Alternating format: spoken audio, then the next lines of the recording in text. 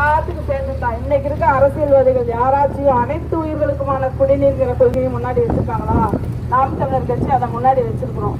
நம்ம காசு இருக்குது, 1 லிட்டர் மினரல் வாட்டர் வாங்கி குடிச்சுக்கலாம், வீட்டில் 6 வாங்கி மாட்டி தெளிவாக குடிச்சுக்கலாம். ஆனால் இந்த சிட்டுக்கும் மயிராவுக்கும் குருவிக்கும் யார் தனியாக வாங்கி கொடுப்பா? அதை தான் நாங்கள் சொல்கிறோம். அங்கங்கே குளங்கள் ஏரிகளை தூர் வரணும், நிரப்பி வைக்கணும்னு சொல்லி நாம் தமிழர் கட்சி சொல்லுது. தயவு செஞ்சு மக்களே, எதுக்காக இந்த எளிய பிள்ளைங்க கத்துறாங்கன்னு சொல்லிட்டு கொஞ்சம் புரிஞ்சுக்கோங்க. அதே மாதிரி உயிர் காக்கும் மருத்துவம் இலவசம் எதுக்குன்னு சொல்றோம்னா, போறவன்னா கத்துறதே கையில பணம் எடுத்து ஹாஸ்பிட்டலுக்கு போக முடியாது. வியாதி லெட்டர் போட்டு கேட்டு வராது. யாருக்கு வேணாலும் எப்ப வேணாலும் எந்த வியாதி வேணாலும் வரும்.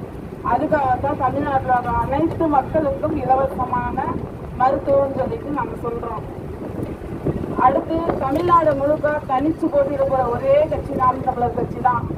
மற்ற கட்சி எல்லாம் இவ்வளோ பேசுறாங்களே, அதிமுகவும் திமுகவுமே, அவங்க 2 பேரும் ஏன் போட்டி கொடுக்குறாங்க? எங்களோட வந்து போட்டி கொடுத்துருங்க, எல்லாரும் தனிச்சு நிற்போம் அப்படின்னு நிற்க சொல்லுங்க. அப்போ என்ன அவங்க பெரிய கட்சி நாங்கள் ஏற்றுக்கிறோம். அதே மாதிரி பெண்ணுரிமை நாங்கள் வாயில சொல்ல 117 ஆண்கள் 117 பெண்களுக்கு அலைமறிக்கக்கூடிய ஒரே கட்சி நாம் தமிழர் கட்சி தான். அதே மக்கள் கொஞ்சம் ஏற்றுக்குங்க.